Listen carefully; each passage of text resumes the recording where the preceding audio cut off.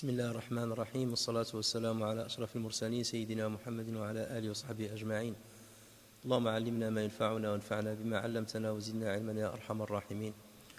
Nous allons aujourd'hui terminer Inch'Allah, le commentaire de Surat Al-Layl et nous sommes arrivés au verset dans lequel Allah Azza wa Jal dit وَمَا يُغْنِي عَنْهُ مَالُهُ إِذَا تَرَدَّى. Nous avons expliqué que l'utilisation de ma permet de comprendre ce verset de deux manières. Ma, ça peut être pour la négation, c'est-à-dire que son argent ne lui servira à rien le jour où il sera jeté dans l'enfer. Et ma peut être comprise dans la forme de l'interrogation. Et en quoi son argent lui servira, ou à quoi son argent le servira, et est-ce que son argent, sa richesse lui servira lorsqu'il sera jeté dans l'enfer. Il reste maintenant à voir pourquoi Allah Azza wa Jal a dit إِذَا تَرَدَّى وَمَا يُغْنِي عَنْهُ مَالُهُ إِذَا تَرَدَّى, et il n'a pas dit إِن تَرَدَّى. Et bien entendu, les deux termes peuvent s'utiliser dans le Coran, mais il y a une grande nuance entre les deux. Alors, le mot إِذَا s'utilise pour deux choses. Pour quelque chose qui arrive irrémédiablement, c'est-à-dire il n'y a pas de doute que c'est une chose qui va arriver sans aucun doute, et à propos de quoi donc il n'y a aucun doute. Lorsque par exemple Allah Azza wa Jal dit Ya ayyuhalladhina amanu idha hadara ahadakumul maut, ô vous qui avez cru, lorsque la mort arrive à l'un parmi vous. Ça c'est quelque chose qui va arriver à chacun de nous. Idha hadara ahadakumul maut, lorsque la mort arrivera à l'un de vous. Donc ensuite il parle de al-wasiyya. Lorsque Allah Azza wa Jal dit فَإِذَا انْسَلَخَ الْأَشْهُرُ الْحُرُمُ, lorsque les mois sacrés se terminent. Lorsque Allah Azza wa Jal, en parlant de la prière de Jumu'ah, il dit فَإِذَا قُضِيَتِ الصَّلَاةُ فَانْتَشِرُوا فِي الْأَرْضِ, lorsque la prière se termine, dispersez-vous sur terre. Et la prière, bien entendu, va se terminer chaque vendredi. Chaque fois qu'on fait la prière, elle va se terminer. Et lorsqu'Allah Azza wa Jal parle aussi des gens de l'Kahf, lorsqu'il dit وَإِذَا طَلَعَتْ وَتَرَى الشَّمْسَ إِذَا طَلَعَتْ عَلَيْهِمْ وَتَرَى الشَّمْسَ إِذَا طَلَعَتْ تَزَاوَرُوا وَتَرَى الشَّمْسَ إِذَا طَلَعَتْ. Tu vois le soleil lorsqu'il se lève. Et forcément, le soleil se lève. Donc là, vous voyez que Allah Azza wa Jal n'a pas utilisé in tala'at, il a utilisé idha. Et idha aussi s'utilise pour quelque chose qui arrive souvent. Donc soit quelque chose qui arrive irrémédiablement, soit quelque chose qui arrive très souvent.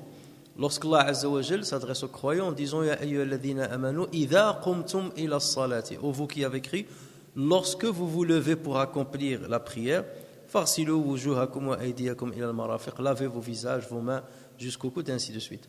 Donc là, on se lève pour accomplir la prière au moins 5 fois par jour. Donc c'est quelque chose qui arrive assez régulièrement. Donc il n'a pas dit in qumtum ila salati, idha qumtum ila salati. Lorsque Allah Azza wa Jal dit wa idha huyyitum bi tahiyyatin fahayyu bi ahsana minha aw rudduha, lorsque vous êtes salué par une salutation, répondez à cette salutation par une salutation meilleure, ou bien rendez seulement la même salutation. Dites au moins la même salutation. Et il nous arrive assez souvent de se saluer. Donc c'est quelque chose qui arrive assez souvent. Donc là, c'est pour l'utilisation de idha. Mais parfois, on trouve dans le même verset ou dans le même passage l'utilisation des deux, de idha et de in. Alors si on voit que les deux sont utilisés dans le même passage, ou dans même le même verset, ou même deux versets qui se suivent, donc le même passage, idha va faire référence à quelque chose qui arrive souvent et qui est répétitive, et in va être utilisé pour quelque chose qui est très rare, ou bien probable, ou même improbable, quelque chose qui n'arrive jamais. On peut aussi utiliser in. Regardez lorsque Allah Azza wa Jal dit, le verset qu'on a cité tout à l'heure, Ya ayyuhalladhina amanu idha qumtum ila salati, lorsque vous vous levez pour la prière, lavez vos visages, فاغسلوا وجوهكم وأيديكم إلى المرافق وامسحوا برؤوسكم وأرجلكم إلى الكعبين. Après il dit وإن كنتم جنبا فطهروا. Si vous êtes en état d'impureté, lavez-vous. وإن كنتم جنبا.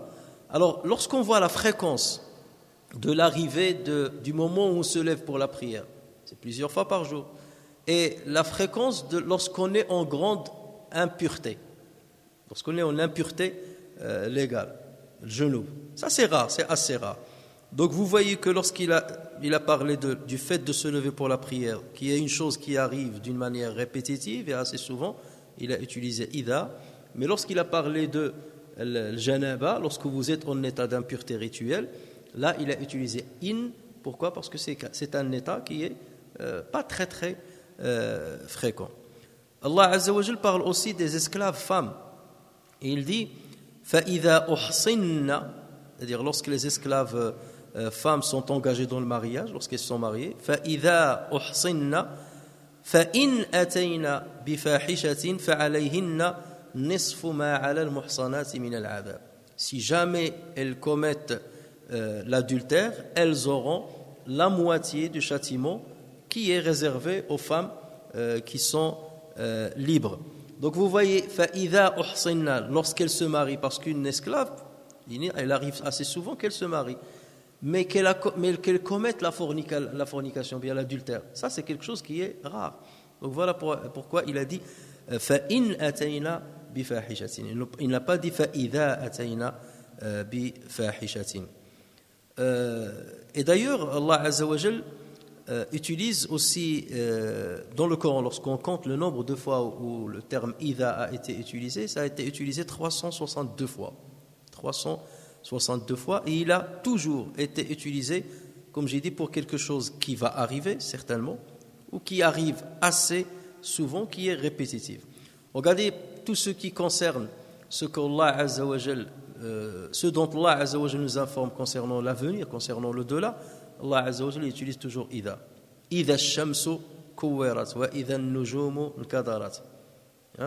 Daiman idha. إذا السماء انفطرت وإذا الكواكب انتثرت وإذا البحار فجرت وإذا قبور بعثرت. Toujours إذا. Pourquoi? Parce que c'est quelque chose qui va arriver, certainement, il n'y a pas de doute. S'il avait dit إن انفطرت السماء إن الشمس كورت, là ça veut dire qu'il y a un doute, que c'est pas certain. Donc voilà pourquoi il utilise dans ce cas-là إذا. En revanche, in, comme on a dit, s'utilise pour ce qui est douteux, improbable, voire impossible.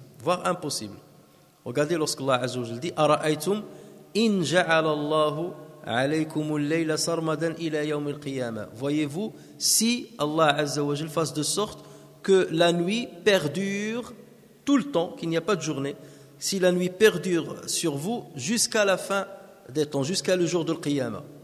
Donc là, bien entendu, c'est quelque chose qui est fort improbable, sauf si Allah Azza wa Jalla veut qu'elle arrive. Mais donc là, il pose une condition sur quelque chose qui est impossible ou qui n'est pas envisageable, sauf si Allah Azza wa Jalla, bien entendu, on décide autrement.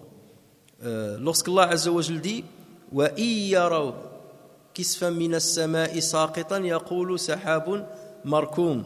Et s'ils voient tomber des fragments du ciel, ils diront ce sont des nuages superposés. On n'a jamais vu un morceau du ciel tomber, qui est coupé, un morceau du ciel qui tombe sur nous. Il n'a pas dit idha yaraw. S'il a dit idha, ça veut dire que ça va arriver. Donc ça ne fait pas partie des signes de la fin des temps que de voir un morceau du ciel qui va tomber sur la tête des gens.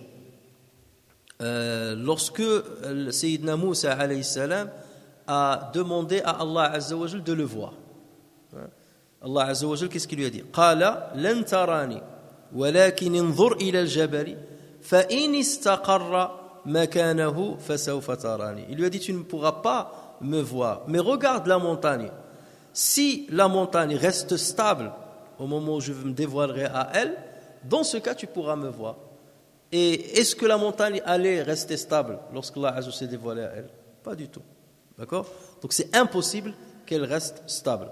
Et donc voilà pourquoi Allah Azza wa Jal a dit فإن استقر مكانه. Il a utilisé in parce que c'est impossible que la montagne résiste au dévoilement d'Allah Azza wa Jal à elle.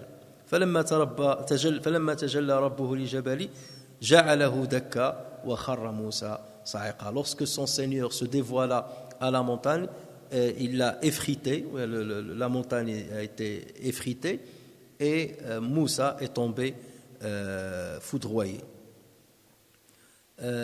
Donc c'est pour cela que Allah Azza wa Jal utilise ce terme in. Dans le verset donc qui nous intéresse, وَمَا يُغْنِي عَنْهُ مَالُهُ إِذَا تَرَدَّى. S'il a dit وَمَا يُغْنِي عَنْهُ مَالُهُ إِن تَرَدَّى, ça veut dire que c'est improbable ou peu probable qu'il périsse ou qu'il soit jeté dans le feu. En revanche, là, il est en train de parler de celui, bien entendu, qui s'est égaré, qui a opté pour le choix de l'égarement. Donc celui-là, forcément, sera jeté dans le feu. Il n'y a pas de doute là-dessus. Et parce que ça va lui arriver, donc Allah Azza wa Jalla a dit « Idha taradda ». Et il n'a pas dit « In taradda ». Sinon, ça serait improbable. Et ça, on le trouve beaucoup dans le Coran. « Ya ayyuhalladhina amanu, in ja'akum fasiqun bi naba'in fatabayyanu ». In ja'akum. Il n'a pas dit « Idha ja'akum ». Parce que, normalement, chez les musulmans, ramener une mauvaise information, c'est quelque chose qui n'est pas assez régulière, qui n'est pas très répandue. Ça doit être quelque chose d'exceptionnel. In ja'akum fasiqun binaba'in fatabayyanu. Alors, Allah Azza wa Jalla ici, il a dit wa ma yughni anhu maluhu idha taradda. Le verbe taradda dans l'arabe signifie régresser ou bien tomber. Taradda min al-jabal, il est tombé de la montagne. Taradda fil hufrati, il est tombé dans le trou. Et ici, Allah Azza wa Jalla ne précise pas tomber d'où ou la tomber où. وَمَا يُغْنِي عَنْهُ مَالُهُ إِذَا تَرَدَّى. Il n'a pas dit إِذَا تَرَدَّى فِي النَّارِ, dans le feu, إِذَا تَرَدَّى فِي جَهَنَّمْ. Donc il a laissé à nous de déterminer le complément dans cette phrase verbale. Donc comme ce fut le cas pour tous les versets depuis le début, donc vous voyez que Allah Azza wa Jalla ne cite pas le complément. وَاللَّيْلِ إِذَا يَغْشَى تَجَلَّى. Il n'a pas cité تَجَلَّى لِمَا ou liman yaghsha madha. Donc c'est le ton qui a été donné à cette sourate depuis le début jusqu'à la fin pour que l'on puisse trouver plusieurs possibilités qui se valent bien entendu lorsqu'on veut interpréter ces versets. Alors taradda, dans ce cas-là, la première chose qui va bien entendu effleurer notre esprit, c'est taradda fin nar. Ses biens matériels ne lui serviront à rien, au cas où on considère ma comme une affirmation, comme la négation qui affirme une vérité. Ces biens matériels ne lui serviront à rien le jour où il sera jeté dans le feu. Ou bien, à quoi lui serviront ces biens matériels lorsqu'il sera jeté dans le feu. L'autre chose, c'est qu'on peut aussi taradda au niveau de son comportement, au niveau de sa réputation, au niveau de sa maladie. Allah, je peux par exemple le punir déjà ici sur terre. Donc une fois il va régresser dans sa condition, quelle que soit cette condition, qu'il s'agisse de sa santé, qu'il s'agisse de sa situation financière, qu'il s'agisse d'autre chose, son argent ne lui sert absolument à rien. Et c'est vrai, lorsque tu es malade, si Dieu choisit de te punir par une maladie, dans ce cas l'argent que tu possèdes, ou que tu as thésaurisé, ou que tu n'as pas voulu dépenser pour Dieu, ne te servira absolument à rien. Allah Azza wa Jal, dans un autre lieu, dit à ce propos وَلَقَدْ جِئْتُمُونَا فُرَادًا كَمَا خَلَقْنَاكُمْ أَوَّلَ مَرَّةٍ وَتَرَكْتُمْ مَا خَوَّلْنَاكُمْ وَرَاءَ ظُهُورِكُمْ. Vous êtes venus, c'est-à-dire il parle du jour de jugement. وَلَقَدْ جِئْتُمُونَا فُرَادًا. Certes, vous nous êtes venus individuellement. كَمَا خَلَقْنَاكُمْ أَوَّلَ مَرَّةٍ. De la même manière qu'on vous a créé au début. Comment vous avez été créé au début? Pauvre, démuni de tout. Vous n'aviez aucun bien matériel, démunis de tout. Donc c'est comme ça que vous allez revenir à Allah Azza wa Jal. Wa khawwalnakum wa taraktum, vous avez délaissé ma khawwalnakum, tout ce que nous vous avions attribué wara'a dhuhurikum, derrière votre dos, ça veut dire sur terre. Vous avez laissé tout sur terre et vous avez basculé vers l'au-delà sans rien de tout ce que vous avez thésaurisé ou économisé. وَمَا يُغْنِي عَنْهُ مَالُهُ إِذَا تَرَدَّى. Ensuite, Allah Azza wa Jal, dans le verset 12, il dit Inna alayna lal-huda. Inna alayna lal-huda. Alors, ce verset supporte également deux interprétations, selon comment on va le voir. Et deux interprétations, bien entendu, qui se valent. Inna, certes, alayna lal-huda. C'est nous, certes, qui guidons. C'est nous, certes, ou là c'est à nous, certes, de guider. Ou la guidance est à nous, certes. Inna alayna lal-huda. La première manière avec laquelle on peut comprendre ce verset, c'est que Allah Azza wa Jalla est en train de dire c'est à moi de guider. Et cette guidance ne peut venir que de moi. D'accord ? Autrement dit, moi, mon devoir vis-à-vis de vous, c'est de vous montrer le chemin de droite et le chemin de gauche. Le chemin qui mène vers moi et le chemin qui mène vers votre perdition. D'accord. Donc ça, c'est quelque part ma part, parce que ça fait mon devoir. Lorsqu'on dit Dieu a un devoir, il faut le comprendre dans un certain sens. Lorsque le prophète sallallahu alayhi wa sallam disait à un jeune compagnon, Atadri ma haqqu l'ibadi ala Allah, sais-tu qui est le devoir, ou qu'est-ce que le devoir des gens envers Dieu? Il lui a dit Allah wa rasuluhu a'lam. Le prophète sallallahu alayhi wa sallam, il lui a dit c'est de l'adorer et de ne l'associer avec lui aucune autre divinité. Et ensuite il lui a dit Ya Mu'ad, Ya ibn Ummi Mu'ad, au fils de Mu'ad, il s'adressait à Mu'ad bin Jabal, sais-tu quel est le devoir de Dieu sur ses serviteurs si jamais ils ont cru en lui et n'ont associé avec lui aucune autre divinité? Il lui a dit Allah wa rasuluhu a'lam. Il a dit c'est de leur donner le paradis. D'accord? Ça ne veut pas dire que lorsqu'on dit le devoir de Dieu, c'est-à-dire c'est comme s'il y a une promesse de Dieu lorsque tu respectes une certaine condition. Donc Allah Azza wa Jal quelque part a dit moi je vous ai créé et je vous ai guidé. Inna alayna lal-huda. J'ai fait ma part de responsabilité envers vous avant de vous responsabiliser sur terre. C'est que je vous ai guidé, je vous ai envoyé des messagers, je vous ai révélé un message, les livres en l'occurrence, je vous ai donné une législation qui vous montre ce qu'il faut faire, ce qu'il ne faut pas faire, je vous ai accordé une raison qui vous permet de discerner entre le bien et le mal, entre la guidance et l'égarement. Donc voilà, maintenant la balle est dans votre camp. Vous ne pouvez pas venir le jour du jugement et dire on était au courant de rien, tu ne nous as rien montré. Inna alayna lal-huda. Notre devoir a été fait et c'est pour cela que maintenant je peux vous juger. Si jamais le message ne vous est pas parvenu, dans ce cas je ne châtie pas. Et Allah je le dit clairement dans le Coran. وَمَا كُنَّا مُعَذِّبِينَ حَتَّى نَبْعَثَ رَسُولًا. Nous n'allons être châtieurs que lorsqu'on envoie un messager. Donc tant que le messager ne vous est pas parvenu, ou tant que le livre de révélation ne vous est pas parvenu, là dans ce cas vous ne serez pas jugé. D'accord ? Mais une fois je vous fais parvenir cela, où le prophète vous parvient, dans ce cas, votre responsabilité est engagée. Donc voilà la première compréhension. Inna alayna lal-huda. La deuxième compréhension, c'est que la voie de guidance, c'est comme ça qu'on peut lire ce verset-là, la voie de guidance mène à nous. Inna alayna lal-huda.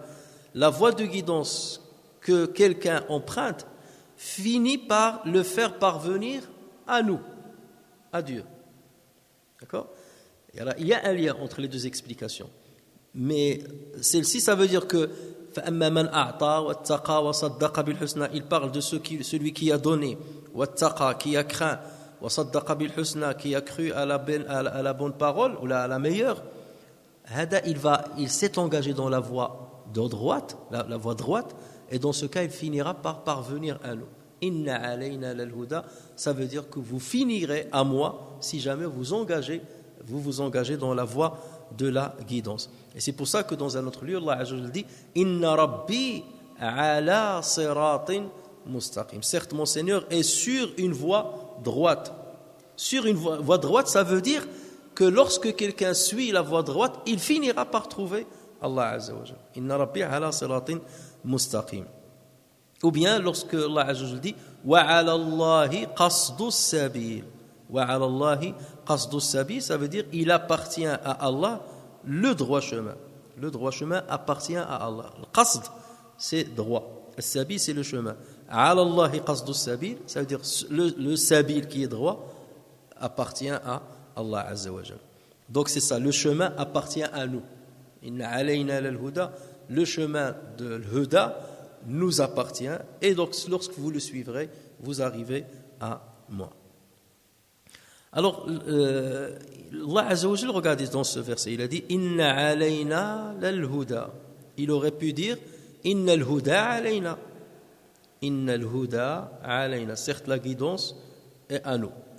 Lui, il a dit Inna alayna lal-huda.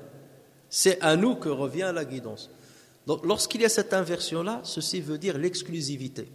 Ça veut dire que la guidance n'appartient à personne. La guidance appartient exclusivement à Allah Azza wa Jal. C'est lui qui a la voie de la guidance et c'est lui qui a le pouvoir de la guidance. Et d'ailleurs, il l'a dit au prophète sallallahu alayhi wa sallam Innaka la tahdi man ahbabta, walakin Allah yahdi man yasha. Tu ne guides pas qui tu veux, mais c'est Dieu qui guide qui il veut. Vous allez me dire oui, mais Allah Azza wa Jal, dans un autre verset, a dit au prophète sallallahu alayhi wa sallam Wa innaka la tahdi ila siratin mustaqim. Certes, tu guides vers un droit chemin. Mais la guidance du prophète sallallahu alayhi wa sallam n'est pas celle d'Allah Azza wa Jal. Le prophète guide, ça veut dire il oriente. Il oriente. Il y a une différence entre, tu viens me poser une question, où se trouve le musée Intel? Je vais te dire, je vais t'orienter, Hadika il est. Il se trouve là, là, là, là, là. Après tu as emprunté le chemin, et toi parce que tu as été inattentif, parce que tu n'as pas cru à ce que j'ai dit, au lieu d'aller vers le musée, tu es allé vers une autre direction. Est-ce que moi j'ai joué mon rôle? J'ai joué mon rôle, je t'ai guidé. Mais toi, tu n'as pas voulu la guidance. Donc là, on ne parle pas de la même chose. Lorsqu'Allah Azza wa Jal dit Walakin Allah yahdi man yasha, Dieu guide, ça veut dire Dieu, il te prend et il te ramène jusqu'à ton objectif, jusqu'à l'objectif que tu as voulu atteindre. Donc là, lorsque je te prends et je te dis viens, je te ramène au musée, donc là, j'ai fait un effort, je t'ai ramené jusqu'au bout.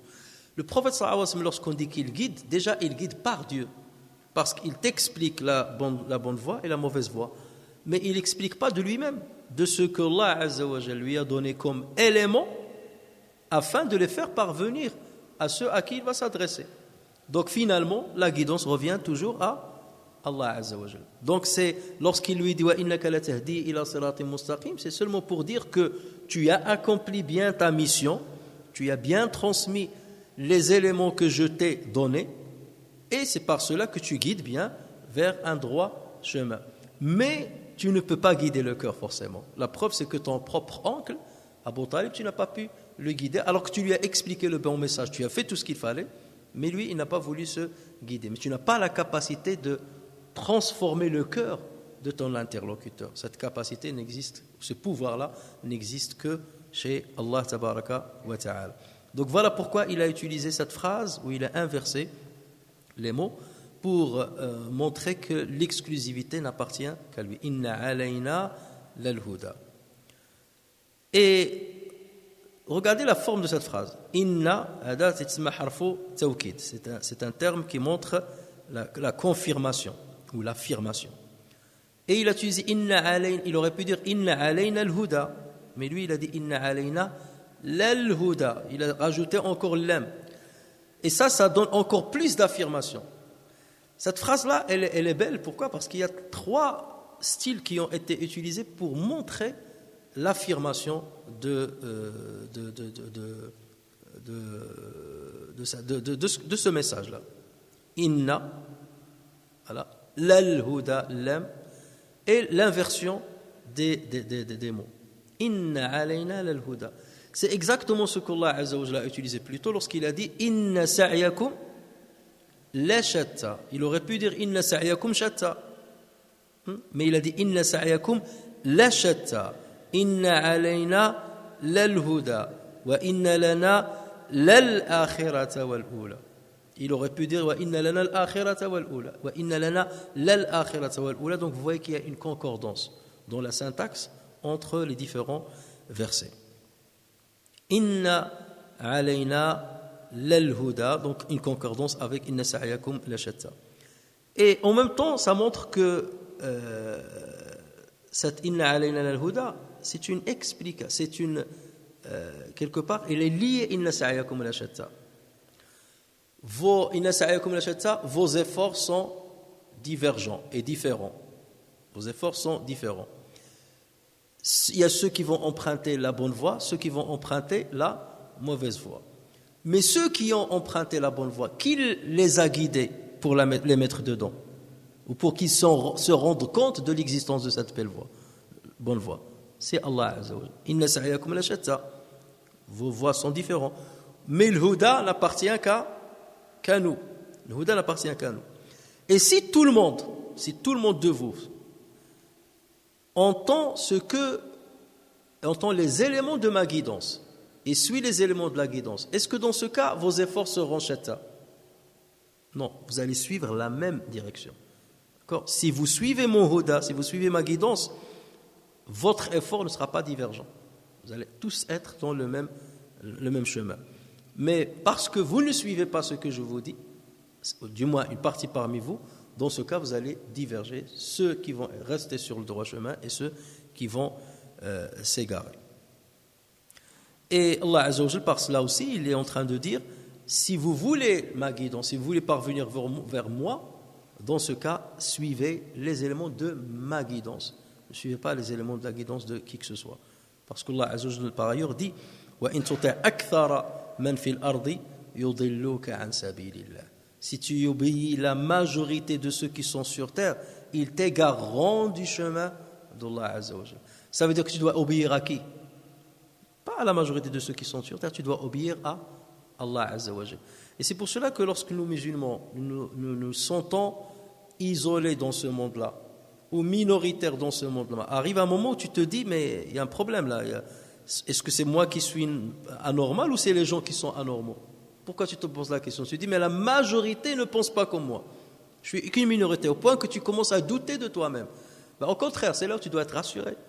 Parce qu'Allah Azza wa Jalla, il le dit, si tu obéis à la majorité de ceux qui sont sur terre, ils t'égareront du chemin d'Allah Azza wa Jalla. Ça veut dire que ceux qui vont rester sur le chemin d'Allah Azza wa Jalla sont minoritaires.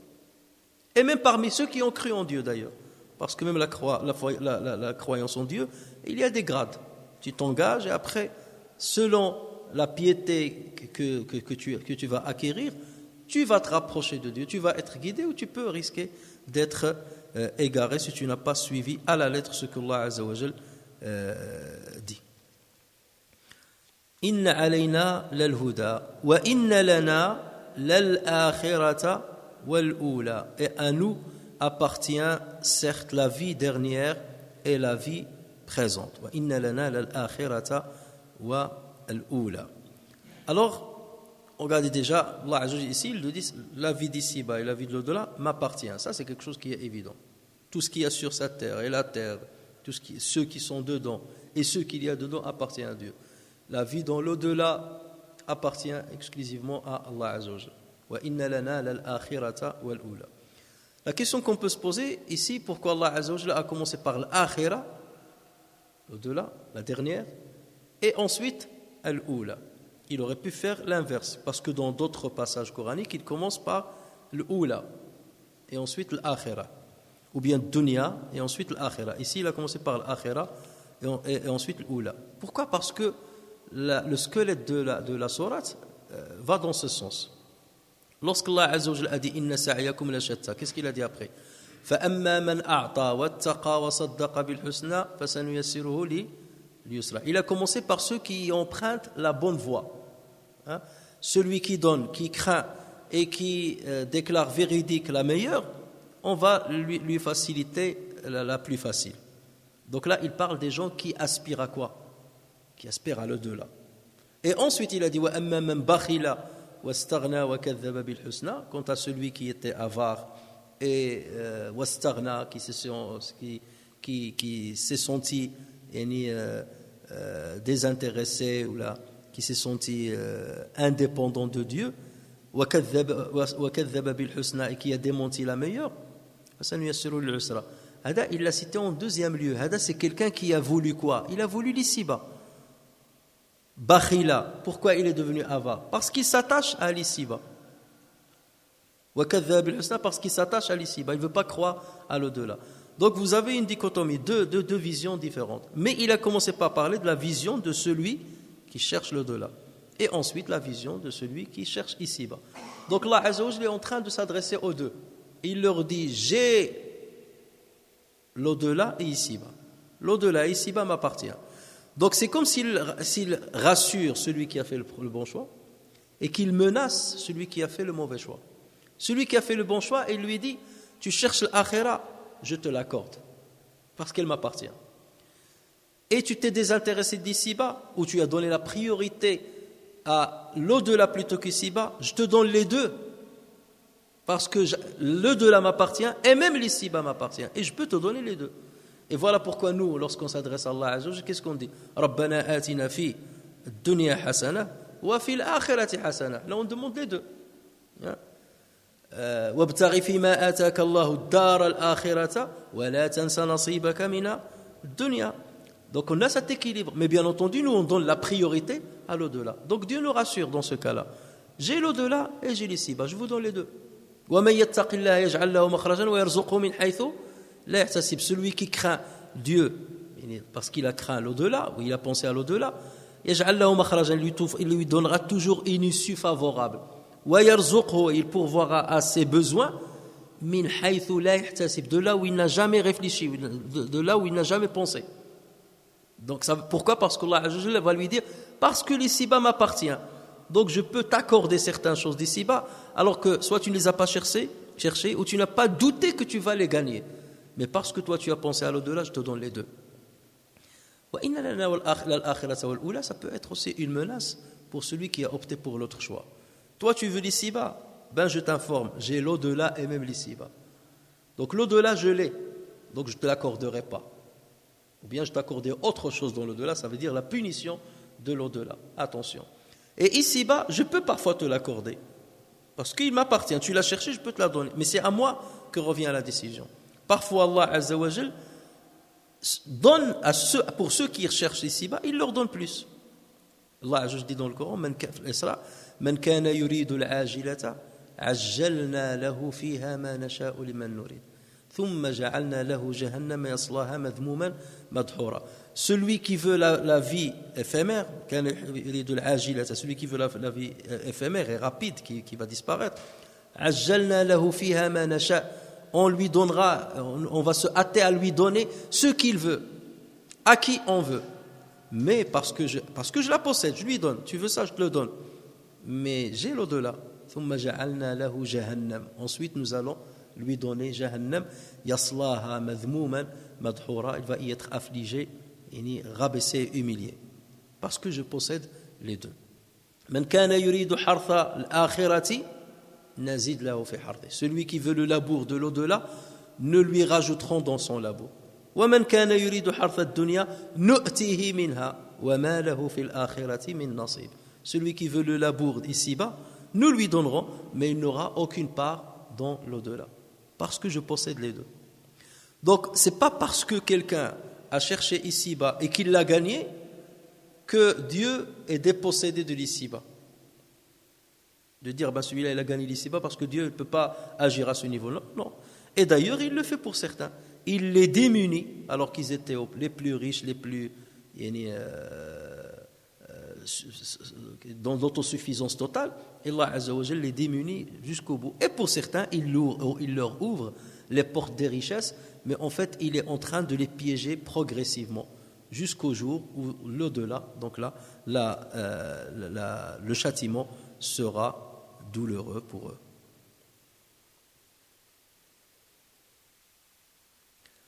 Wa inna lana lal-akhirata wal-ula. Donc encore une fois, le style qu'a utilisé Allah Azza wa Jal concorde avec inna lam. Inna alayna lal-huda, inna lana lal-akhirata wal-ula, inna sa'yakum la shatta. Donc concordance dans l'utilisation de cette affirmation par le terme inna et par le terme de al-lam. Fa anzartukum naran taladha. verset 14. فَأَنذَرْتُكُمْ نَارًا تَلَظَّى. Je vous ai donc averti d'un feu qui flambe. Alors, lorsqu'Allah Azza wa Jal a dit que je possède Inna alayna lal-huda, c'est certes nous qui guidons. Il va expliquer comment tu guides, quels sont les éléments de ta guidance. Et là, il nous informe sur un des éléments de la guidance. C'est quoi? C'est l'avertissement. Il y a l'inzar ou le tabshir. Soit la bonne annonce, je te fais aimer le paradis, je te fais la bonne annonce du paradis, soit je te mets en garde contre l'enfer. Ces deux moyens, targhib ou tarhib, sont des moyens de guidance, bien entendu. Et même nous, en tant qu'êtres humains, lorsqu'on utilise ça avec nos enfants, dans l'éducation, on utilise ces deux moyens. Donc ici, Allah Azza wa Jal va nous citer un moyen, un des moyens de la guidance. Lorsqu'il a dit « Inna alayna lal-huda », c'est à nous qu'appartient la guidance, je vais vous expliquer un de ces éléments-là. فَأَنذَرْتُكُمْ نَارًا تَلَظَّى. Et c'est pour ça qu'il a utilisé le fa. Le fa. Les savants, ce fa-là, فَأَنذَرْتُكُمْ, ils l'appellent fa'u tafri'. C'est le fa de la ramification. Il a commencé par citer quelque chose de global, inna alayna lal-huda. Et après, il a donné une ramification, une partie de ce huda-là, c'est fa'anzartukum naran taladha. Je vous ai averti un feu, ou là je vous ai donc averti d'un feu qui flambe. Alors, ce qu'on va remarquer ici dans ce verset, c'est qu'Allah Azza wa Jal a utilisé le verbe anzara dans quel temps? Il l'a conjugué dans quel temps? Fa'anzartukum. Il l'a utilisé au passé. Il n'a pas dit fa'unzirukum. Fa'anzartukum naran taladha. Or, dans le Coran, on trouve que Allah Azza wa Jal a utilisé déjà ce même verbe, mais conjugué au présent. Et on peut se dire pourquoi ici il l'a utilisé au passé, l'a conjugué au passé, alors qu'ailleurs il l'a utilisé au présent. Il y a deux endroits où Allah Azza wa Jal a utilisé ce verbe au présent. Lorsqu'Allah Azza wa Jal parle du prophète Mohammed sallallahu alayhi wa sallam qui dit wa uhiya ilayya hadha al-Qur'an li unzirakum bihi wa man balagh. Wa uhiya ilayya hadha al-Qur'an, ce Coran m'a été révélé li unzirakum. Là, il a utilisé le présent. Li unzirakum, afin que je vous avertisse avec li unzirakum bihi wa man balagh, et à toute personne qui va lui parvenir. Donc là, il a utilisé le présent. Il a utilisé dans un autre endroit, aussi au présent, Qul, ya Muhammad, Qul innama unzirukum bil wahi. Dis, certes, je vous avertis de la révélation. Qul innama unzirukum bil wahi. Et là aussi, il a utilisé le présent. Mais dans les deux cas, qu'est-ce qu'on remarque? Déjà, c'est le prophète Mohammed sallallahu alayhi wa sallam qui parle. Je vous avertis. Et à chaque fois, il parle soit du Coran, soit de l'Wahi. Et le Coran, c'est Wahi, c'est une révélation. Puisque la révélation n'était pas tout à fait terminée, puisque le prophète sallallahu alayhi wa sallam est en train de parler, ça veut dire qu'il est en train encore de parler, ça n'a pas été terminé. Donc là, il a utilisé le présent. Parce que le présent signifie la répétition et la continuité. Je continue de vous avertir. Je continue de vous avertir avec cette révélation qui continue de me descendre. Et c'est pour ça qu'il a utilisé le présent. Mais dans le verset qui nous intéresse, c'est qui parle ici? Ce n'est pas le prophète Mohammed, c'est Allah Azza wa Jalla qui parle. Je vous ai mis en garde, ou je vous ai averti d'un feu qui flambe. Cet avertissement, il a toujours existé. Depuis que Dieu a créé Adam alayhi salam, qu'il a averti l'être humain du châtiment, de l'enfer. Donc ce n'est pas quelque chose qui est nouvel. Vous êtes au courant de cela. Et c'est pour cela qu'il a utilisé le passé, d'autant plus qu'il parle à des gens qui ont entendu le Coran, qui ont entendu le prophète Mohammed sallallahu alayhi wa sallam, qui ont opté pour le choix de l'égarement. Donc là, bien entendu, il leur parle du passé. Il est en train de les menacer. Vous avez reçu le message, vous avez reçu l'avertissement, et malgré ça, vous avez opté pour le mauvais choix. Donc forcément, il doit parler ici dans le passé et non pas dans le présent. Alors que celui qui parle dans le présent, c'est Mohammed sallallahu alayhi wa sallam, Il est en train de leur... Je vous avertis. Donc là, je suis en train d'exposer mon message à vous. Hein? Vous avez encore le choix. Je vous l'expose maintenant. Et donc faites attention. Donc c'est un peu différent. Il n'est pas dans la menace. Dans les deux autres versets, il n'est pas dans la menace. Il est dans l'exposition du message avec lequel il est venu. Donc la conjugaison du verbe andhara se fait au présent et non au passé. فأنذرتكم نارا تلظى. تلظى, ça veut dire qui brûle ou bien qui flambe, comme on l'a dit dans la traduction. تتوقد, تتلهب ou bien تتوهج. Donc en arabe, tous ces verbes-là vont dans le même sens. Et taladha, donc qui flambe. Et c'est pour ça que Jahannam a, parmi les noms que Dieu a donnés à Jahannam, c'est le nom Ladha. Kalla innaha Ladha nazza'atan lishawa. Donc ce terme-là, ce qualificatif, Ladha, c'est devenu un nom de Jahannam, vient du fait du verbe taladha, parce qu'elle flambe. فأنذرتكم نارا تلظى. Ici, il a utilisé le présent. Il n'a pas dit taladhat. Taladha, taladha. C'est exactement la même chose au présent. Lorsqu'il a utilisé le présent, ça veut dire qu'il y a une continuité. Elle est en train de flamber. Elle est là, elle est en train de flamber. Voilà pourquoi Al-Sunnah al-Jama'a, ils disent le feu, il existe déjà. Ou l'enfer, il existe déjà. Le paradis, il existe déjà. Et l'enfer, il est en train de se préparer. Il est en train de se préparer.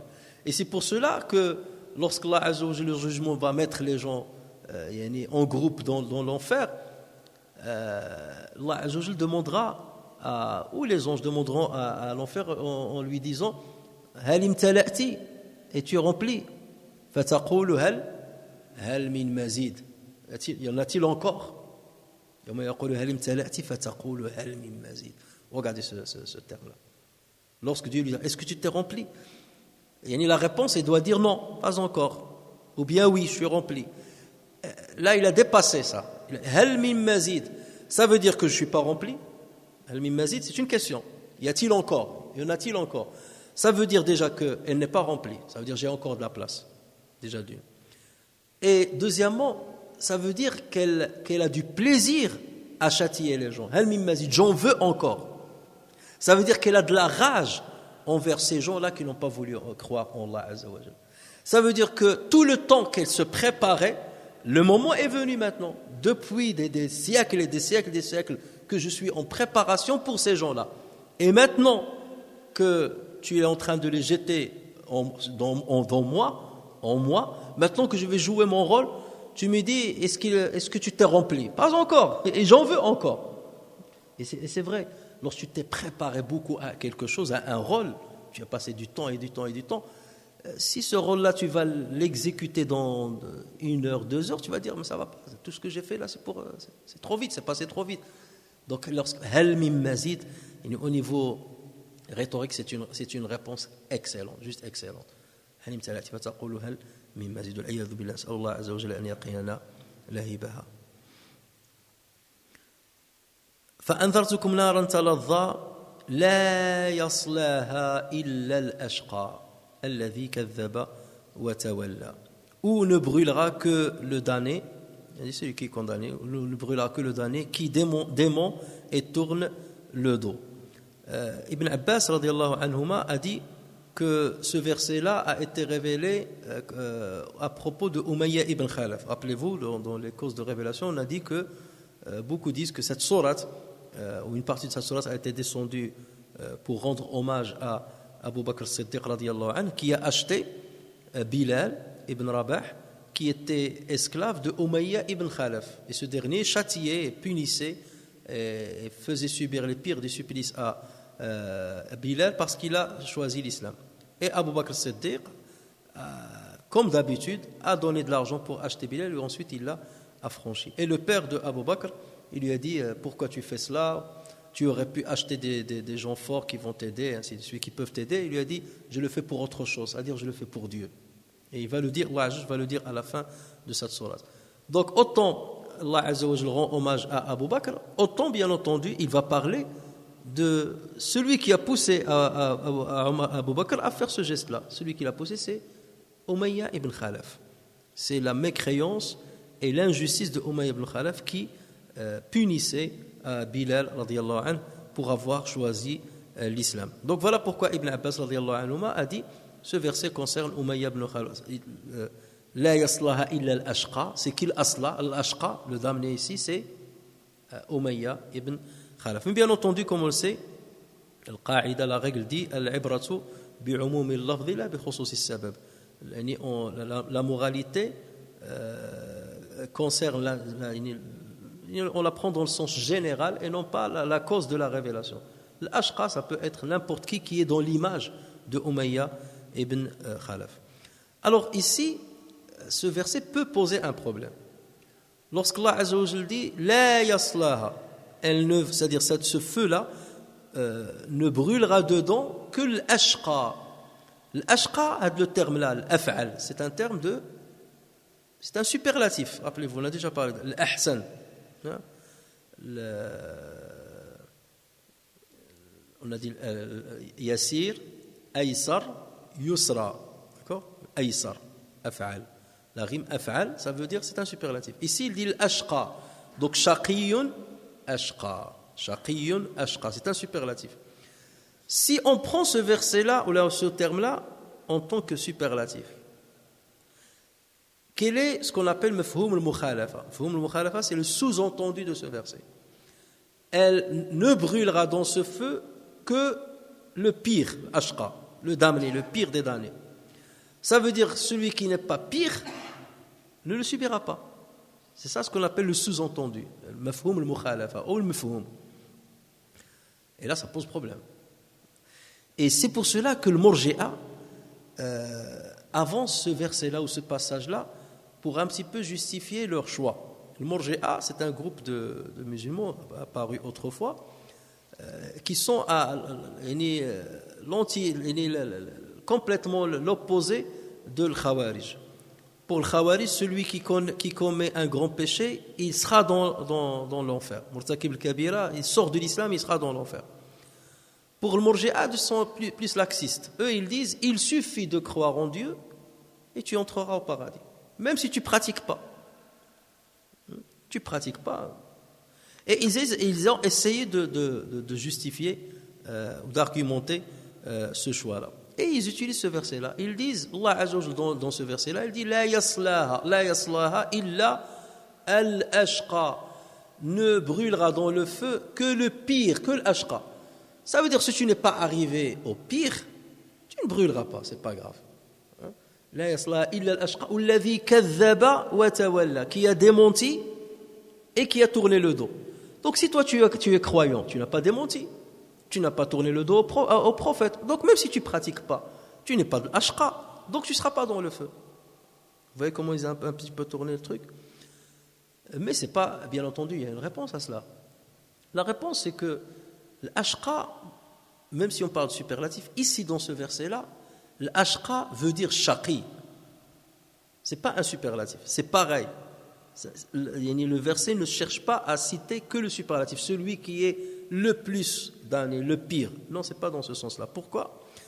Parce que dans l'arabe, on peut parfois utiliser cette rime-là, ce style de superlatif, sans chercher à signifier, à faire comprendre qu'il s'agit du superlatif. Lorsque l'arabe dit à quelqu'un « Lasta fiha bi awhad » tu n'y es pas l'unique. Lasta fiha bi awhad. Tu n'es pas sur cette terre l'unique. Lasta fiha bi awhad. La signification lasta fiha bi wahid et non pas awhad. Lasta fiha bi wahid, c'est exactement la même chose. Lasta fiha bi awhad. Donc on ne veut pas que l'awhad ou le wahid c'est la même chose. Donc c'est ce que ce verset veut dire. L'ashqa c'est shaqi. Donc dans ce cas on va dire mais pourquoi Allah dans ce cas a utilisé cette forme-là? Là on peut dire que c'est pour respecter la rime de la sourate. Rappelez-vous, on a dit autrefois le respect de la rime ne peut pas aller à l'encontre de la signification. Et la signification a plus de poids que le respect de la rime. S'il y a besoin de faire passer un message, ce besoin-là est plus important que le besoin de respecter la rime. Mais parfois, on peut respecter la rime dès lors que le message est bon et que le message ne change pas. Donc comme cette sourate, les versets ont été toujours terminés, c'est terminé toujours par A. وَاللَّيْلِ إِذَا يَغْشَى وَالنَّهَارِ إِذَا تَجَلَّى وَمَا خَلَقَ الذَّكَرَ وَالْأُنثَى إِنَّ سَعْيَكُمْ لَشَتَّى فَأَمَّا مَنْ أَعْطَى وَاتَّقَى صَدَّقَ بِالْحُسْنَى toujours A. Donc là, l'ashqa, s'il a dit لا يصلاها إلا الشقي, là on casse la rime. لا يصلاها إلا الأشقى الذي كذب وتولى وسيجنبها الأتقى. Là aussi, il a utilisé l'atqa, ça veut dire le plus pieux. وسيجنبها, le plus pieux. Et on va revenir justement à cette question de le plus pieux. Mais vous voyez que là, c'est pour respecter la rime et le problème ne se pose pas. L'autre chose d'ailleurs, c'est que pour les murji'a qui ont dit cela, c'est qu'Allah Azza wa Jal ici, lorsqu'il dit la yaslaha illa al-ashqa alladhi kadhaba wa tawalla, quelqu'un qui ne pratique pas, il a tourné le dos. Tawalla, ça veut dire tourner le dos. Mais il a tourné le dos à quoi? Allah Azza wa Jal n'a pas cité, n'a pas précisé. Lorsque tu ne pries pas, c'est que tu as tourné le dos à une prescription religieuse. Lorsque tu ne jeûnes pas, tu as tourné le dos, tawallayta an fard. Tu as tourné le dos à une prescription religieuse. Donc comment on peut dire que celui qui a tourné le dos à une prescription religieuse n'est pas concerné par ce verset? Au contraire, il est concerné. Même s'il a cru au prophète sallallahu alayhi wa sallam. Alladhi kadhaba. Tu n'as pas démenti, on va dire. Tu as cru, d'accord. Walakin Allah a rajouté kadhaba wa tawalla. S'il avait dit alladhi kadhab, point, là on peut comprendre cela. Mais lorsqu'il a rajouté tawalla, c'est qu'il y a forcément il y a deux conditions. Alla tukadhib, yani an tusaddiq, wa alla tatawalla. A'ta wa taqa wa saddaqa bil husna. Il n'a pas dit fa amma man saddaqa bil husna. Non, a'ta, donc il a fait l'acte. A'ta, et on a dit a'ta, ça peut être a'ta l'argent, d'accord, comme a'ta al-waqt ou a'ta al-ibada. A'ta as-salat, a'ta az-zakat, a'ta kada, a'ta al-ibada. Donc voilà, donc ce verset, au contraire, il va dans le sens inverse de ce que disent al-murji'a. D'autant plus que Allah tabaraka wa ta'ala dit dans le Coran: إن تجتنبوا كبائر ما تنهون عنه نكفر عنكم سيئاتكم وندخلكم مدخلا كريما. Si vous vous détournez, si vous vous écartez de l'kaba'ir, des grands péchés qu'on vous a interdits, نكفر عنكم سيئاتكم, nous vous pardonnerons les péchés. Il y a les petits péchés, mais les grands, attention. Si vous vous écartez des grands péchés, nous vous pardonnerons les autres péchés et nous vous ferons entrer dans une demeure honorable qui est le paradis. Le fait de ne pas faire la prière, comment on va la classifier dans l'échelle des péchés? Est-ce que c'est un petit péché ou un grand péché? C'est un grand péché. La preuve, c'est que Allah Azza wa Jal dit toujours: الذين آمنوا وعملوا الصالحات يقيمون الصلاة ويؤتون الزكاة. Il l'a mis dans toutes les précisions, à chaque fois. Et le prophète sallallahu alayhi wa sallam le dit: بين الرجل, dans le hadith rapporté par Muslim, بين الرجل والكفر والشرك ترك الصلاة. Entre l'homme et la mécréance et l'associationnisme, le délaissement de la prière. Et dans un autre hadith rapporté par Ahmad, Tirmidhi, Nasa'i, Ibn Majah, le prophète sallallahu alayhi wa sallam dit: العهد الذي بيننا وبينهم الصلاة فمن تركها فقد كفر. Le seul pacte qu'il y a entre nous et eux, c'est la prière. Celui qui la délaisse est tombé dans le coffre. Après, les savants ils vont dire: est-ce qu'il l'a délaissé par fainéantise ou il l'a délaissé par... Donc ça, je ne rentre pas dans les considérations jurisprudentielles. Mais toujours est-il que tous les hadiths montrent que le fait de délaisser la pratique religieuse fait partie des grands péchés. Un faisceau de preuves va dans ce sens-là. Un faisceau de preuves. Délaisser les obligations, les piliers de l'islam. Lorsque le prophète sallallahu alayhi wa sallam a fut questionné sur les piliers de l'islam, il a dit la prière, le jeûne. C'est les piliers de l'islam. Si tu n'exerces aucun de ces piliers, ou là une bonne partie de ces piliers, c'est que ton islamité s'est effondrée. Le corpus de ton islam s'est effondré. Donc voilà, donc dans ce cas, le verset coranique tombe sur toi. Si vous évitez les grands péchés qu'on vous a interdits, nous vous pardonnerons le reste. Mais vous n'avez pas évité ça. C'est-à-dire, si vous le faites, on risque de ne pas vous pardonner.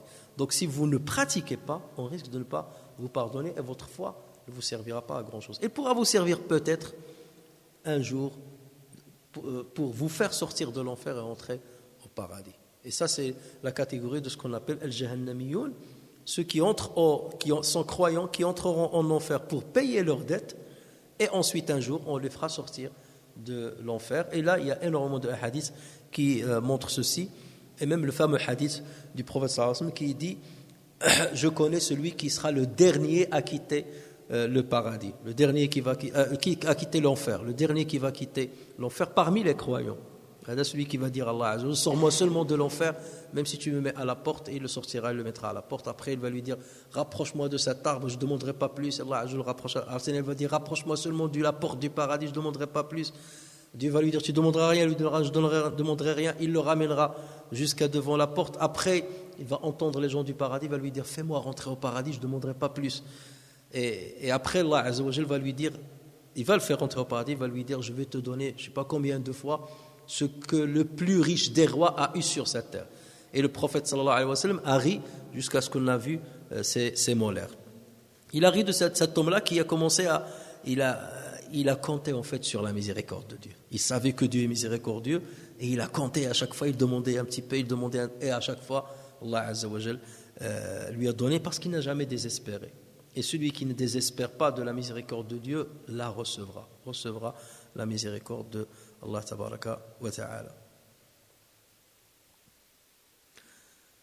Donc Allah Azza wa Jal dit وَسَيُجَنَّبُهَا الْأَتْقَى لا يصلها إلا الأشقى الذي كذب وتولى.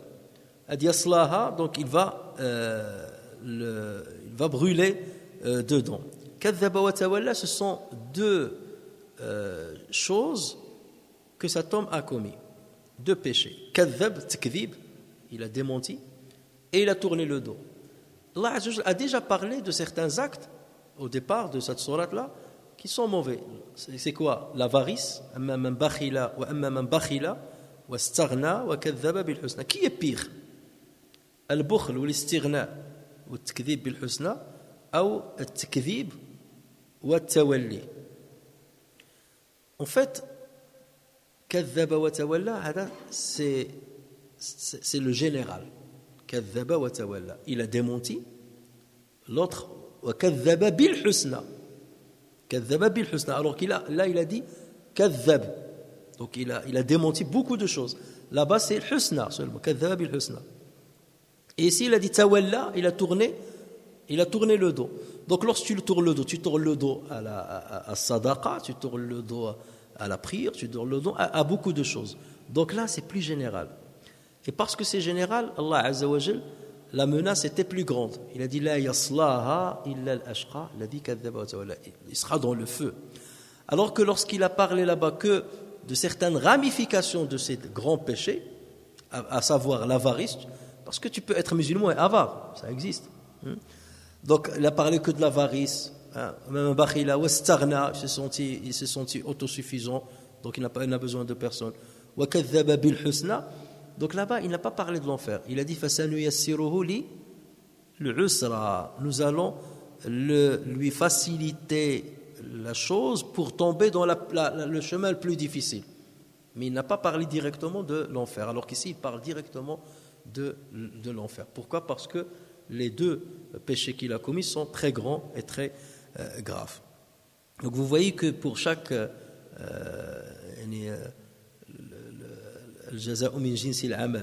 la récompense et la punition est du même genre que la bonne œuvre ou le péché qui a été commis.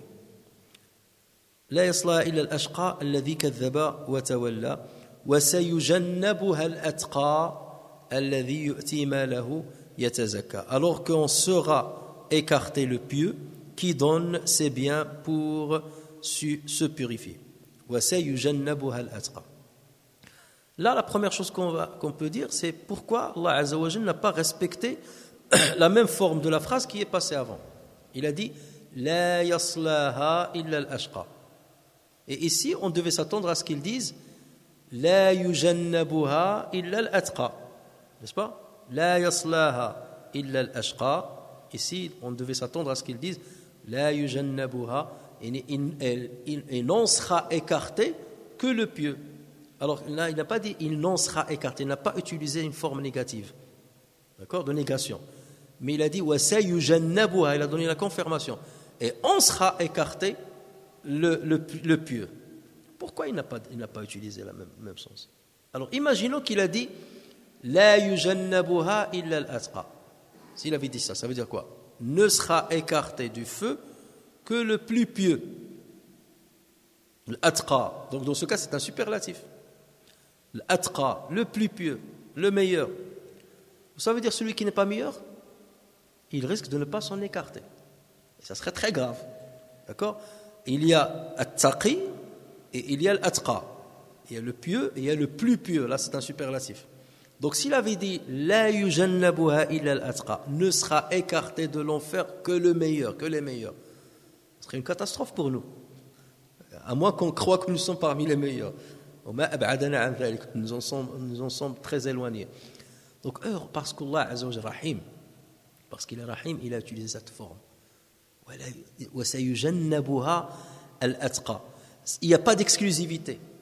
S'il avait dit لَا يُجَنَّبُهَا إِلَّا الْأَتْقَى, n'en sera écarté que, ça veut dire exclusivement les plus pieux. Là, il a dit non, on sera écarté les meilleurs. Et les moins meilleurs, eux aussi. Puisque je n'ai pas cité, ça veut dire que ça se peut comme ça ne se peut pas. Alors que s'il a dit non sera écarté que, là c'est l'exclusivité, ça serait plus dangereux. Donc vous voyez jusqu'à quel détail le Coran rentre pour justement nous laisser cette porte d'espoir en la miséricorde de Allah tabaraka wa ta'ala. Et pour qu'il n'y ait pas de contradiction avec ce qu'on connaît par ailleurs sur la miséricorde et la grandeur de Allah tabaraka wa ta'ala. Et la preuve, c'est qu'Allah Azza wa Jalla dit, le verset que j'ai cité tout à l'heure, si vous vous écartez des grands péchés, nous vous pardonnerons les autres. Ça veut dire que vous pouvez commettre d'autres péchés et je vous les pardonnerai. Donc vous n'êtes pas les meilleurs si vous avez commis des péchés. Et malgré ça, je vous entrerai au paradis. Et c'est pour cela que parce qu'il est sous le temps de la menace, il n'a pas voulu dire وَسَيُجَنَّبُهَا السَّابِقُونَ وَالْمُقْتَصِدُ الظَّالِمُ لِنَفْسِهِ. Parce que dans d'autres versets, on est dans un passage où Allah Azza wa Jalla expose sa miséricorde et explique sa miséricorde, là il peut parler de ces détails-là. Lorsqu'Allah Azza wa Jalla dit ثم أورثنا الكتاب الذين اصطفينا من عبادنا. En fait, ensuite nous avons fait héritage du livre à ceux que nous avons élus parmi nos serviteurs. الذين اصطفينا من عبادنا. فمنهم ظالم لنفسه ومنهم مقتصد ومنهم سابق بالخيرات بإذن الله ذلك هو الفضل الكبير جنات عدن يدخلونها يحلون فيها من أساور من ذهب ولؤلؤا. Ensuite, nous avons fait héritage de ce livre-là à ceux que nous avons élus parmi nos serviteurs. فَمِنْهُمْ ظَالِمٌ لِنَفْسِهِ. Parmi eux, ces serviteurs que nous avons choisis, il y a celui qui a commis du tort à lui-même. وَمِنْهُمْ مُقْتَصِدٌ. Il y a celui qui est économe. Je veux le strict minimum, économe. وَمِنْهُمْ سَابِقٌ بِالْخَيْرَاتِ بِإِذْنِ اللَّهِ. Il y a celui qui dépasse les autres avec les biens, avec les œuvres de bien. ذَلِكَ هُوَ الْفَضْلُ الْكَبِيرُ. Ceci est le plus grand privilège. Et ensuite il a dit جَنَّاتُ عَدْنٍ يَدْخُلُونَهَا. Les jardins du paradis, ils y entreront tous. Et là il a cité les trois catégories parce qu'il est en train de montrer sa miséricorde. Mais dans ce passage-là, il est en train de menacer. Et lorsque tu menaces, tu ne vas pas parler de ta miséricorde. Tu ne vas pas leur dire et sera écarté de l'enfer les meilleurs et les moins bons. C'est pas grave. Là, tu n'es plus dans la menace. D'accord? Voilà pourquoi il a dit وَسَيُجَنَّبُهَا الْأَتْقَى. Donc toi tu vas dire ou moi, toi je vais m'adresser à toi. Moi je crois en toi et moi, toi je vais te parler de ton cas dans un autre sourate. Mais là, moi, je m'adresse d'une manière ferme à ceux justement qui ont démenti et qui ont montré de l'avarice. Donc il faut bien entendu que la menace joue son rôle. Donc ça veut dire faire peur.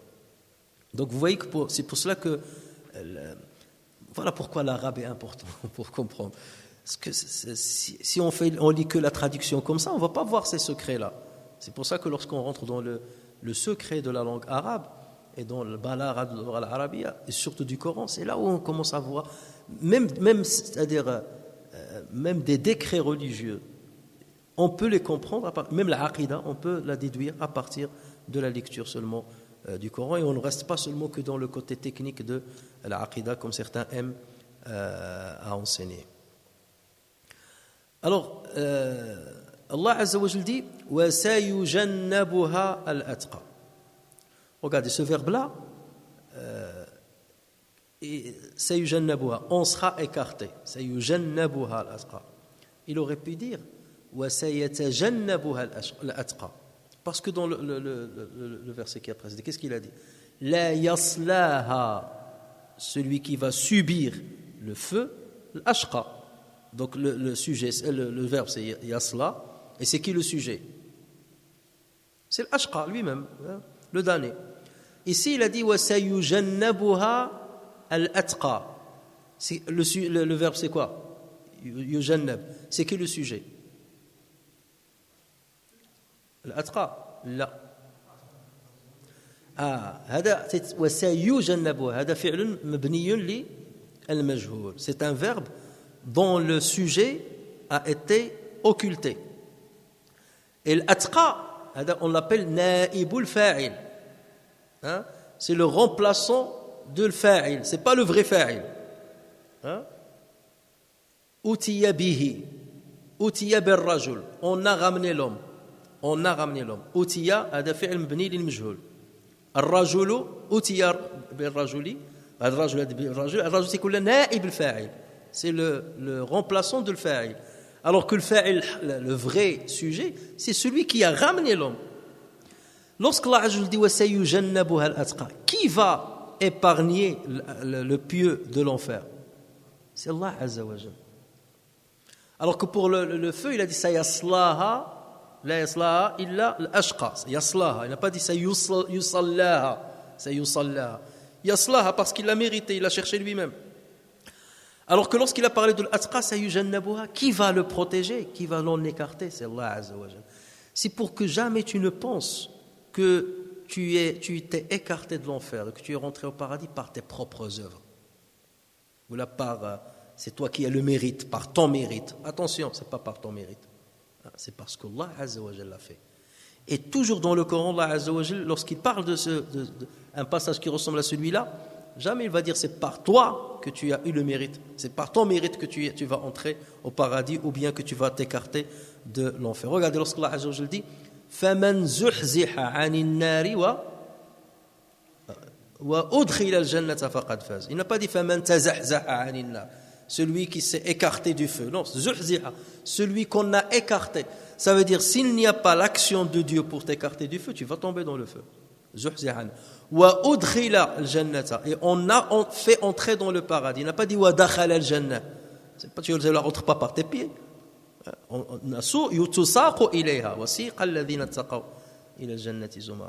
On te conduit. Donc wa udkhila, Dieu te fait entrer dans le paradis. Wa udkhila al-jannata faqad faz. Dans un autre verset, wa minkum illa wariduha. Il n'y a personne parmi vous qui ne passera pas par l'enfer. Wa minkum illa wariduha. Mais là, passer, c'est pas entrer. Tu passes par le haut. Et l'enfer, il est en dessous. Tu la vois. Wa minkum illa wariduha kana ala rabbika hatman maqdiya. Car il s'agit là pour ton Seigneur d'une sentence irrévocable. ثم ننجي الذين اتقوا ونذر الظالمين فيها جثيا. Ensuite, nous sauvons ou bien nous délivrons ceux qui étaient pieux et nous y laisserons les injustes agenouillés. ثم ننجي, c'est nous qui allons sauver. C'est pas ثم ينجو, al-muttaqun. Nunaji. Toujours c'est Allah Azza wa Jal qui le fait. Et parce qu'on a cité ce verset, nunaji, on peut se poser la question pourquoi Allah Azza wa Jal n'a pas utilisé ce verbe. La yaslaha illa al-ashqa alladhi kadhaba wa tawalla. Wasa, lui il a dit wasa yujannabuha. Il n'a pas dit wasa yanju minha al-atqa. Wasa yanju minha al-atqa alladhi yu'ti malahu yatazakka. Alors que yanju a été utilisé dans le verset que je viens de citer. Quelle est la différence entre naja et tajannaba? Une grande différence. Naja se dit de quelqu'un qui a naja min ash-shay'i. Il a subi quelque chose et ensuite il en a été sauvé ou il en a été délivré. En revanche, tajannaba shay'a, il s'est écarté de la chose, il n'a pas touché cette chose-là.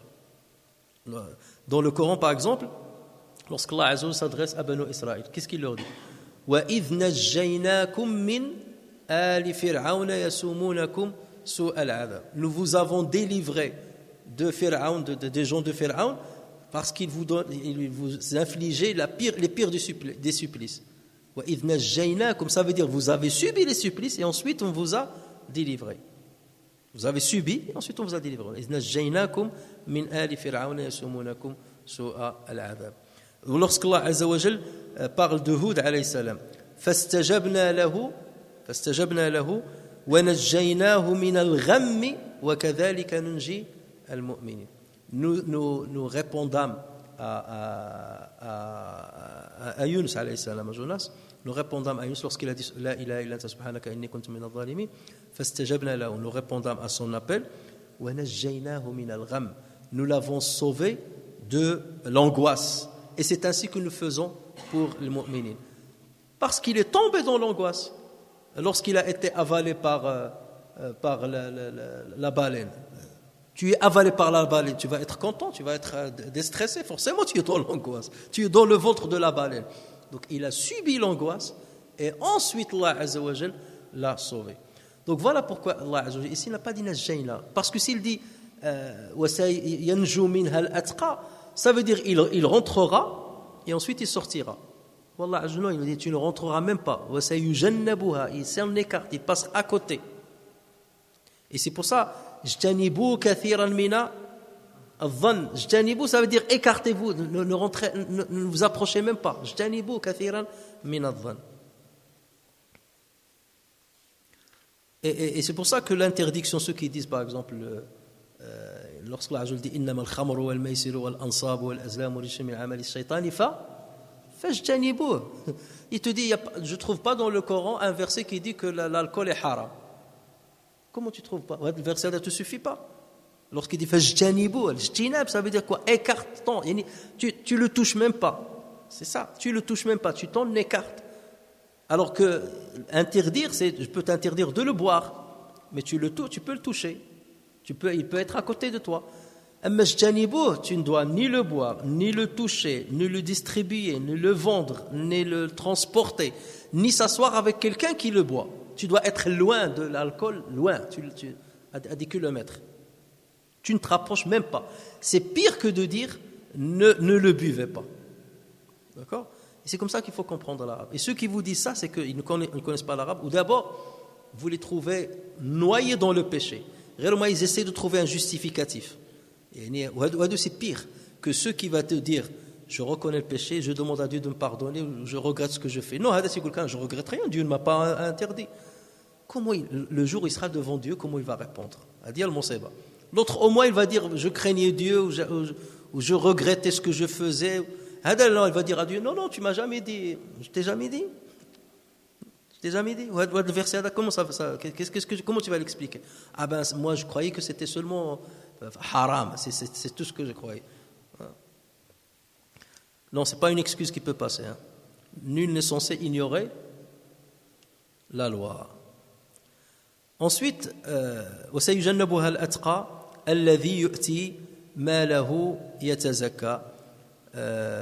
Alors beaucoup ont dit que ce verset-là, c'est lui qui concerne directement Abu Bakr as-Siddiq. Pourquoi? Parce qu'il a donné de son argent pour affranchir beaucoup d'esclaves qui ont embrassé l'islam. Donc Allah Azza wa Jalla est en train de lui donner une belle annonce qu'il sera écarté de l'enfer. Après, il y a eu des Shia, ils ont dit non, ce verset concerne Ali ibn Abi Talib. Il y a eu des discussions entre les Sunnah ou Shia sur.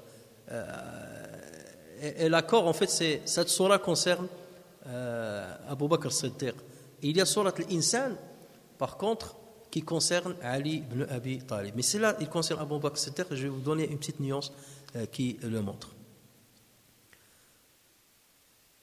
Alors, ensuite, Allah Azza wa Jalla dit وسيجنب الأتقى الذي يؤتي ماله ويتزكى وما لأحد عنده من نعمة تجزى إلا ابتغاء وجه ربه الأعلى ولسوف يرضى. Et auprès de qui personne ne profite d'un bienfait intéressé, mais seulement pour la recherche de la face de son Seigneur le Très-Haut, et certes, il sera bientôt satisfait. Ces versets, ces trois versets-là sont toujours en train continuent de parler de celui qui donne de son argent. Hein. وَمَا لِأَحَدٍ عِنْدَهُ le ha là, عِنْدَهُ, le damir là, le pronom là, il revient à qui? Hein? À celui, al-atqa, qui donne de son argent. D'accord? Ça veut dire, cet homme-là, il donne de son argent à des gens, alors que parmi ces gens-là, il n'y a personne envers qui cet homme-là qui a donné n'est redevable. Il n'est pas en train de rembourser une dette, il n'est pas en train de rembourser un bienfait que l'autre lui a déjà fait. La preuve, Abu Bakr Siddiq, si on prend son cas, il est en train d'affranchir Bilal. Est-ce que Bilal a déjà rendu service à Abu Bakr? Jamais de la vie. Donc, si c'était quelqu'un qui t'a rendu service, tu l'as acheté pour l'affranchir, il était esclave, tu l'as acheté pour l'affranchir, on peut comprendre. Tu avais une dette envers lui, tu es en train de la rembourser. Ça ne s'appelle pas l'ihsan. Ça s'appelle qada'ud dayn. Je t'ai rendu un service, tu dois me rendre ce service-là. D'accord? Et dans ce cas-là, ça ne s'appelle pas l'ihsan. Mais là, Abu Bakr Siddiq, il le fait pour quelqu'un duquel il ne tire aucun profit. Déjà, il ne rembourse pas un bienfait antérieur qu'il lui aurait fait, et il n'attend pas un bienfait dans l'avenir. La preuve, c'est que son père lui a dit, tu aurais pu acheter des esclaves forts, au moins en cas de besoin, ils te serviront pour quelque chose. Et c'est là où Abu Bakr lui a dit, mais je pense à autre chose. Et moi, je ne choisis pas, je ne trie pas à la volée ceux que je vais affranchir, parce que je ne cherche pas à profiter d'eux autrefois. Parce que nous, parfois même, lorsque tu veux rendre un service, tu dis, je rends service à celui-là, comme ça je peux à la limite gagner un petit peu de lui. Et là, parfois, je vais donner zakat al-fitr. C'est pour ça que beaucoup posent la question, dès qu'il y a Ramadan, toujours cette question-là. Est-ce que je peux donner la zakat al-fitr à un proche?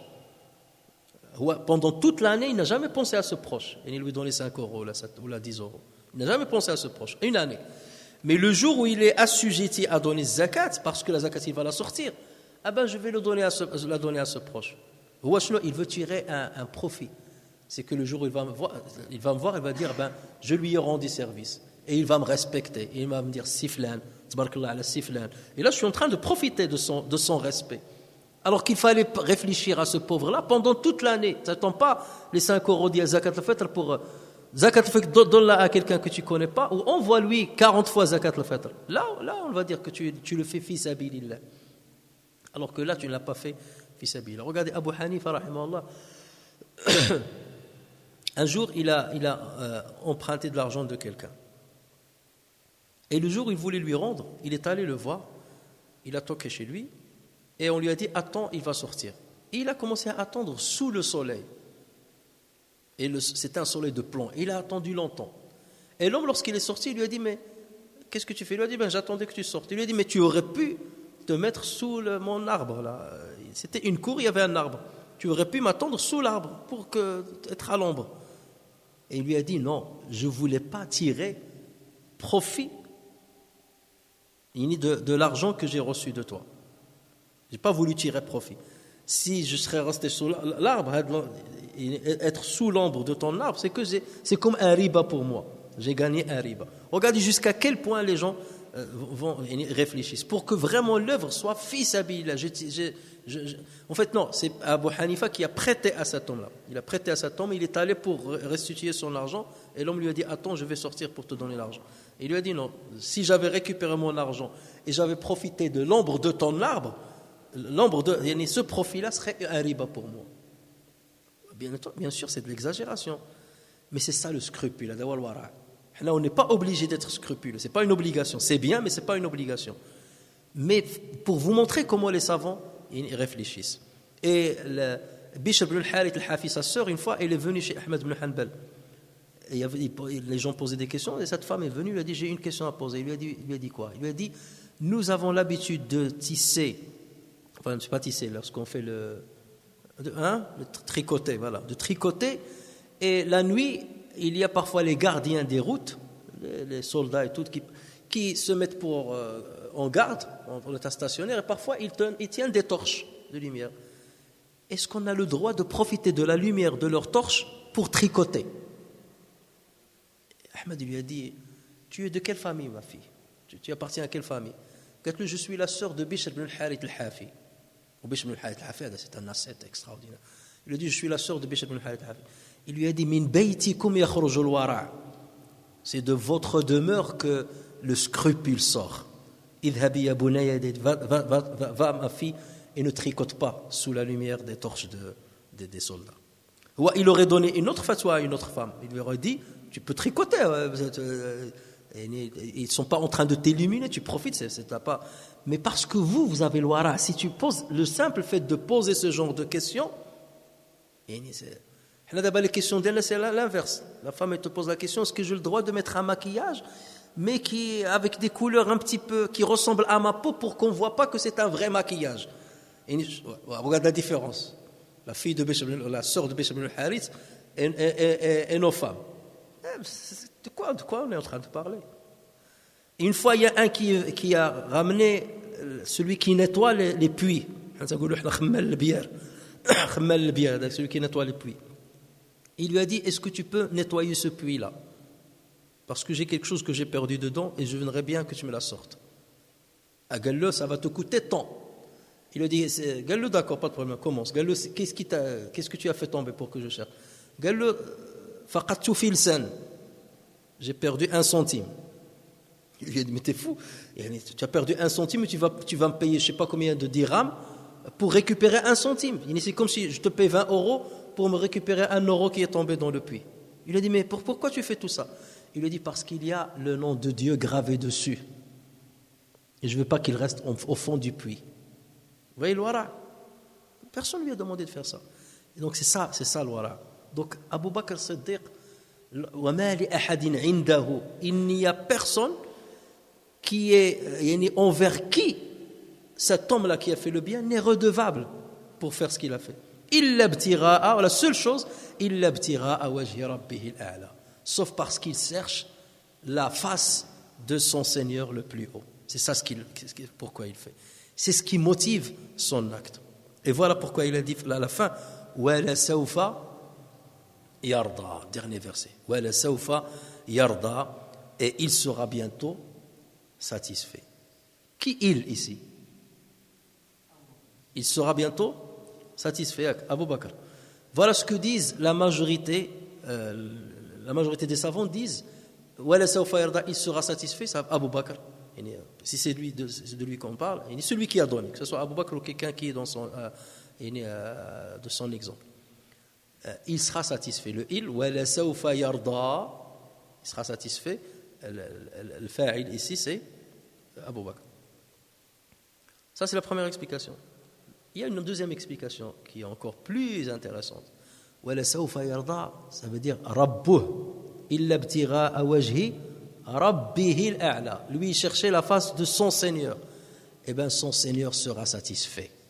Voilà. Et Allah Azza wa Jal, il dit à celui-là, tu cherches ma face, tu cherches ma satisfaction. Eh bien, ton Seigneur, wala sawfa yarda, tu cherches Rabbihi, wala sawfa. C'est pour ça qu'il a utilisé dans la dernière personne du singulier. Wala sawfa yarda, son Seigneur sera satisfait. Et satisfait de qui? De lui. Ou que Dieu soit satisfait de toi, ça c'est la meilleure des récompenses que tu puisses espérer de la part d'Allah Azza wa Jalla. C'est beaucoup plus que le paradis. Et ceci, on le trouve dans un hadith, dans le Coran et dans le hadith. Un hadith rapporté par le Bukhari et Muslim, où le prophète sallallahu alayhi wa sallam dit, Inna Allah ta'ala yaqulu li ahli jannah. Dieu dira aux gens du paradis, aux résidents du paradis. Le jour où ils seront dans le paradis, après qu'ils aient profité un peu du paradis, Allah Azza wa Jalla viendra chez eux et il va leur dire Ya ahl al-jannah, ô résidents du paradis, fayaquluna labbayka wa sa'dayka wal khayru bayna yadayk. Nous sommes à toi. Labbayk, on a déjà expliqué labbayka wa sa'dayk, comment on utilise ce duel-là. Labbayka wa sa'dayk, et tout le bien est entre tes mains. Et Allah Azza wa Jalla va leur dire Araditum, êtes-vous satisfaits? Et ils vont lui dire Kayfa la narda, comment n'allons-nous pas être satisfaits alors que tu nous as donné ce que tu n'as donné à aucune autre de tes créatures? Et là, Allah Azza wa Jalla va leur dire Ala u'taykum afdal, voulez-vous que je vous donne plus? Déjà, ils ont profité du paradis, tout ce que vous savez dans le paradis. Et il va leur dire voulez-vous que je vous donne plus? Et eux vont répondre Ya Rab, wa ayyu shay'in afdalu min dhalik. Qu'est-ce qu'il y a de meilleur et de mieux que tout ce qu'on a vu jusqu'à maintenant et de ce dont on a profité jusqu'à maintenant? Et Allah Azza wa Jalla leur dira Uhillu alaykum ridwani fala askhatu alaykum abada. Uhillu alaykum ridwani, je vous enrobe par ma satisfaction. Et je ne vous la askhatu alaykum, donc je ne